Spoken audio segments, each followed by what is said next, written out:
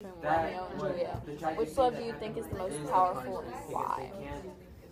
I think honestly, though the love between Romeo and Juliet was like the main thing, I think not like between specific people, but like love for like a friend or a family seems to be the most important, because Romeo didn't kill for Juliet, he killed for Mercutio. But in a way, he kind of did though, because he killed himself.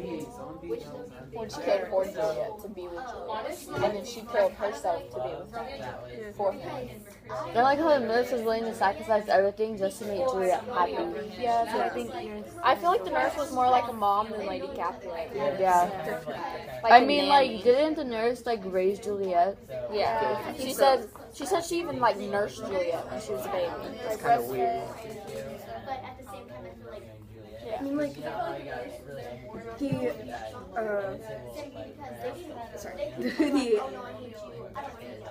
the parents were very, like, yeah, they were very distant because they had a lot to do, so it would kind of make sense that the nurse was there more for her, because the parents have to, like, worry about, okay, we're doing this and this and this, and then the nurse is like, I'm literally hired to take care of you. She's the nanny. Yeah. The parents are just like, I gave birth to you, that's all that you should really care about. More like an authority than a parent. Yeah. But then I also think that the love between Romeo and Juliet must have also been powerful, because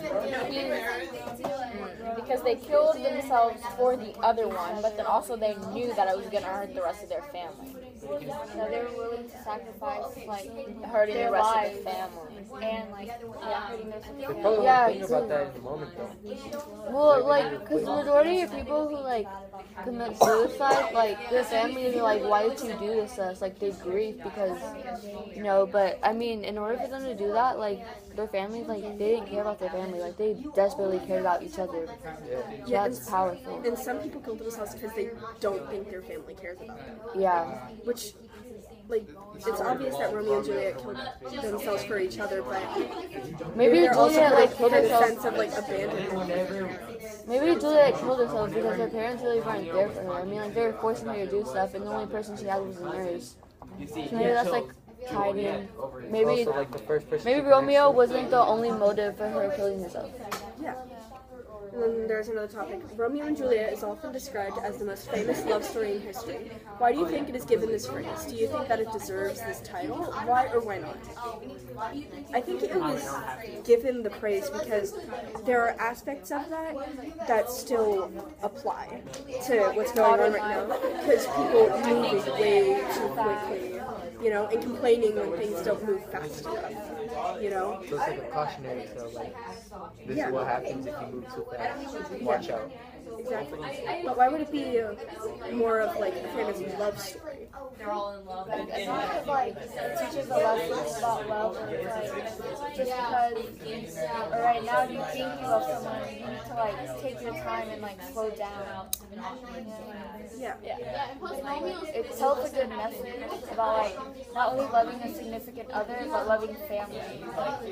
So I also feel like people see it that like, oh look, they love each other so much that they would kill each other for themselves. Because they were so young.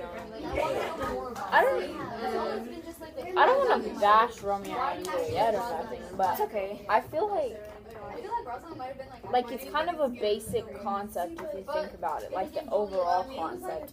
Two kids fall in love.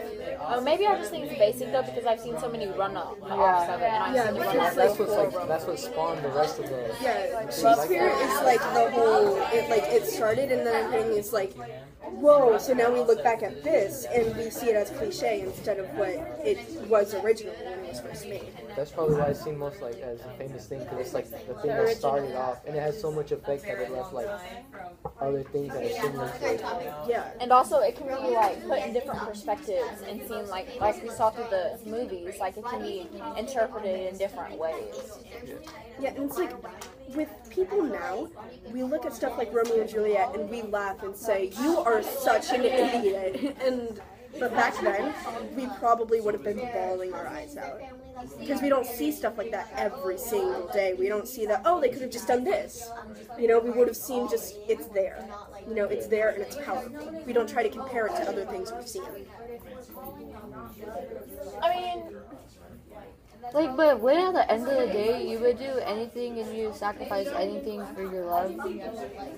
Like, even today, like, if you have... but then again, like, caring for each other doesn't mean killing yourself for your love. Like, that's different to me. Like, if you cared for someone, you would do everything in your power to make them happy and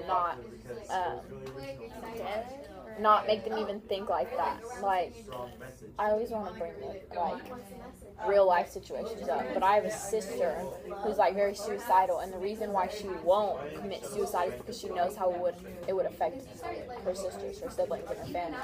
So in a way, like, knowing people care about you keeps you from doing drastic things. Obviously, they weren't thinking of nothing. Yeah. I mean, but for them, like, for us, if we go to a breakup, you know, I mean, we post on social media, you know, it's done, you move on, you go different places, but for them, if they broke up in real life and they didn't kill themselves, they would have lived without each other for their whole entire lives. And so, in order to solve their problems, how does this affect everyday life? I feel like, I like this. I feel like humans turn to secrecy. I feel like humans turn to secrecy in order to solve their problems because they feel like if they bring other people into their issues, they're gonna mess with it, and then it would be a bigger issue. Yeah, and it, like, they might be thinking about themselves as well, because if you're like, oh, you're like thinking about this, and then you tell somebody else, they'll try to make you think something different, and you don't want to hear that sometimes. And then they worry about you, and you don't want nobody else to worry about you, so you just keep it to yourself. But then also, if you keep it to yourself, it messes with you, and then you have no one to talk to. Like, if you keep it to like one other person, you only talk to that person, and then you feel like, oh no, I'm bothering them, but you don't want to tell other people. And like you said, if you tell other people, they're like gonna know about it and have influence on like your problem or whatever. or they could switch it up like a rumor. Like, I don't know if you guys know this game, but like you get a group of people and you whisper something in their ear. Yeah. And like by the end, like whatever you said is totally different. So, I mean, because they don't understand. Yeah.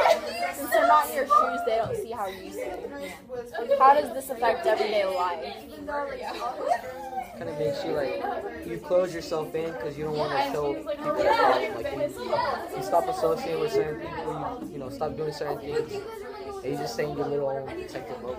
and like whenever you close something in, especially if it's something drastic, at least for suicide. I mean, at least a depression, and then you know you get those thoughts, and those thoughts happen. Like, you have no one else to talk to because you don't want to spill your beans. So Like, no one's there to help you. yeah. Keep it by yourself, or to yourself. But also, spreading, okay, if you don't keep it to yourself, like you said, a lot of the times it'll be twisted into different things. Because let's say you tell one person, well, let's say they just tell one person. They say, keep it a secret, don't tell nobody. Well, they're gonna tell someone. So they're gonna tell this person, that person's gonna tell that. And like you said, at the end it's completely different. And then at the end you have a bigger problem than you started with. Parents find out, and then it's a big mess. And then it wasn't even true. Real life. How does that connect with Romeo and Juliet? Like, how does something like that affect them? Because they only told Nurse, Friar Lawrence, and themselves. It bottled them up. Yeah. Like, whenever, if he would have not bottled it up, maybe Mercutio and Tybalt would have still been alive. Yeah, definitely. And also, like, because they kept it secret from their families, like, you know how Capulet was like, you must marry him or blah, blah, blah. So it was like, no. And then, like, they don't understand why she was putting a fit. They thought she was just being a brat. Right, and then she faked her own death, and then, like, just for Romeo, They Like, didn't know that. yeah, but it's like, why would you do that? Yeah, I you're really trying to don't traumatize your family, like, oh no, Just so she's you can dead. go be with him, which he's gonna die though, so it doesn't really. Yeah. How is love portrayed in the media? How is this similar to or different from how love is portrayed in Romeo and Juliet? How accurate is this portrayal? I feel like in the media, everyone should have the same love. Like, okay, if you see, like, people, they're like, oh, relationship goals, relationship goals. You expect it. And you expect it. You expect every relationship to be like that. And, like, if we compare this generation's relationship goals to their relationship goals, I don't think people from this century are going to go kill themselves because they love each other. Like, if someone be like, oh, will you die for me? You'd be like, heck no, like, bye. I feel like in the media, people only post about the happy moments. You're right. And then when they post about the sad moments, they don't talk about just the little, oh, this. But that's okay. They talk about, okay, look.